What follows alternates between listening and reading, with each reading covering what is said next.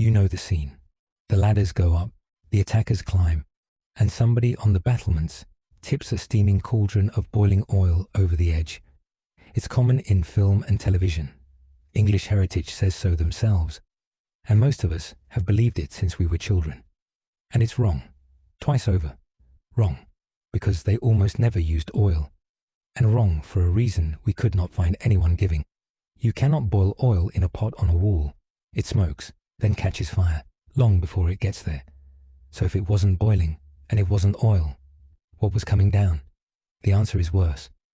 Let's put boiling oil on trial. Start with the word, boiling. To boil something, you turn it to vapor. Water does that at 100 degrees, politely. Oil doesn't. It boils far hotter, but long before it gets anywhere near, it hits its smoke point. The sources say you need it at around 200 degrees before it does anything at all. And by then your pot is already smoking. Push on toward the boil, and you don't get a rolling boil. You get smoke, then fire. A pan of oil heading for the boil is a chip pan left on the hob, the thing that burns kitchens down, which is why historians say the oil was heated, never boiled. The phrase everybody uses describes something you cannot do in a pot on a wall. Now the money. Oil was not a cheap bulk liquid kept in a barrel. It was expensive enough that its use was, in the source's words, limited in frequency and quantity. It's hard to heat, awkward to carry along a parapet, and a fire risk to the people using it. Remember where you're standing. When a siege loomed, the fighting platform on a castle wall might be a hoarding, a temporary timber gallery, run out on beams poked through the wall when war came and taken down after. Historians assume it hung outside the parapet. Nobody has found a medieval drawing of one. Now picture a fire under a pot of smoking oil on that wooden balcony. The defenders would be the first thing to burn. Castle historians file molten lead in the same drawer for the same reason, the price. But mostly a myth is not never.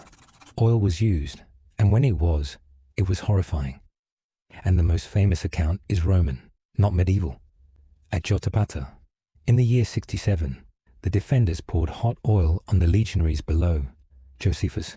It did easily run down the whole body from head to foot, under their entire armor, and fed upon their flesh like flame itself. Under their entire armor. Armor doesn't stop a liquid. The one dated late medieval pouring anyone can point to is Orléans, 1428, and even there, what the townswomen hauled up the ladders was water, fat, lime, and ashes at a rampart of earth and stakes, not a stone castle, at Montreuil-en-Bellay. In 1147, heated oils were launched by catapult as a firebomb. Oil was real, but mostly a weapon of fire thrown at things, not a cauldron tipped on heads. So what was in the cauldron? Here's the promise I made at the start. The truth is worse, and it begins disappointingly. Boiling water, hot oil, the sources say, was far less common than boiling water or heated sand, which were cheap and extremely effective. But here's the best reason, and we could not find anyone giving it. The water was already there. What killed castles was fire, so both sides collected and stored vats and barrels of it, and soaked hides to smother flames. Our best guess, and it is a guess, is that the fire brigade was the handiest weapon in the building, and turning a tub into a weapon cost nothing. At Chester, in the early 10th century, a town behind reused Roman walls, not a castle, Norsemen crept in under hurdles. The defenders boiled the town's ale and water and poured it over them until, the account says, their skin peeled off. That account, mind, reaches us through a later Irish compilation with a taste for a good story. Then it escalates. Molten lead, hot pitch and tar. And, if one modern survey of siege weapons is right, red-hot iron. Two of those do not survive the same test. Lead melts at 327 degrees. Boiling water needs a cooking fire. Molten lead needs a foundry. And we could not find a named siege where lead was poured on anybody. Pitch is worse off. A Castle Studies paper from 2015 calls hot tar a legend, with a lump of truth in it. Keep tar boiling and it stops being tar. It becomes pitch, and pitch does not pour. It's cold toffee. And then the one that should be famous, and isn't, sand. Ordinary sand.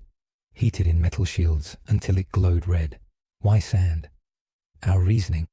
A liquid can splash off a shield, and this half is the source's. Sand behaves like a fluid and works its way through very small gaps in armor. At Tyre, in 332 BC, ancient, not medieval. The defenders did this to Alexander's men, Diodorus Siculus. The sand penetrated through the armor into the shirts, burned the body, and it could not be helped. They died, going mad with horrible pain. Red-hot grit, inside the armor, that cannot be got out, which leaves the nastiest thing on the list. And it isn't a liquid. This is the one you cannot wash off. Quicklime is limestone cooked in a kiln until the water is driven out, and it spends the rest of its life trying to get that water back. A rain shower, the inside of your eyelid. Picture a dry sponge that is also on fire. Touch anything damp, and it drinks and burns at once, and it burns twice. Bulk lime meeting bulk water can reach 300 degrees. That's chemistry, not a battlefield report. Then, having drunk, it turns into a base as strong as drain cleaner. That is why lime can blind. And the cruel part, every instinct says reach for water, and water makes it worse, for lime. As for oil, the answer is sand or earth. Did anyone keep it ready? In 1297, with the Scots coming south, the Constable of Newcastle stocked his castle. Mantlets, slings, timber hoardings, and 1,000 earthenware pots for casting lime. The most chilling weapon in the medieval arsenal reaches us as an expenses claim. The castle was never attacked, so as far as we know, those 1,000 pots were never opened. The one time we see the powder in the air, it isn't a siege. August 1217, off Sandwich, a sea battle. The English feint. The French commander takes the bait and shortens sail. The English take the windward side. Then, the accounts say, they open the pots, and the lime blows downwind into French faces. Honest footnote, the one scholar who has studied this properly concluded only that lime may have been used. Plenty of writers describe it, almost no sailors do. And that wind isn't scenery, it's the whole weapon, which is why historians of siege warfare doubt lime was ever standard kit at sea. One turn of the vessel, and the cloud is yours. So what about the famous murder holes, where the oil supposedly came down? The oldest written instruction anyone has for a hole above a gate is Roman, not medieval.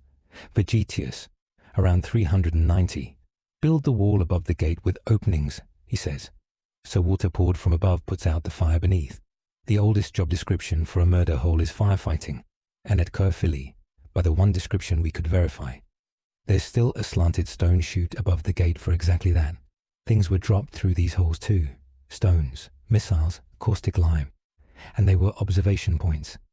Every serious list has all three, and not one of them ranks them. But the poor hole idea traces back to a 19th century architect, Viollet-le-Duc, and to the stone galleries out on the wall top, not the gate ceiling. He looked up at a row of gaps and reasoned you could tip something through. Nobody has found a medieval manual saying so.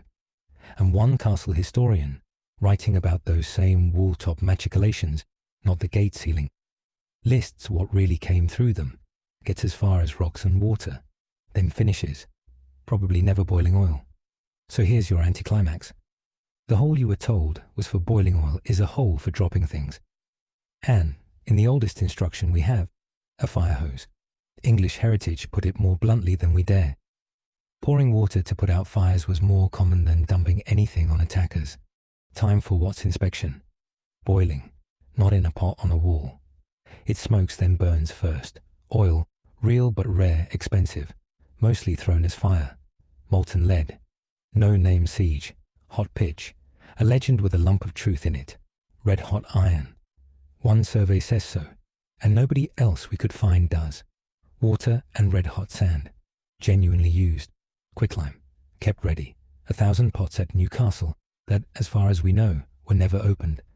At sea, the accounts say it was used. Murder holes.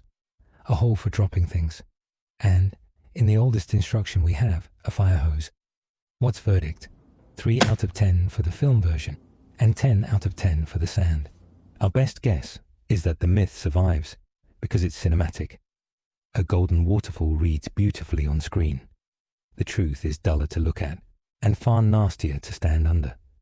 A tub of boiling water, a cloud of lime, a shieldful of red-hot grit, finding the gap under your breastplate. Hollywood didn't exaggerate the Middle Ages here. It made them prettier.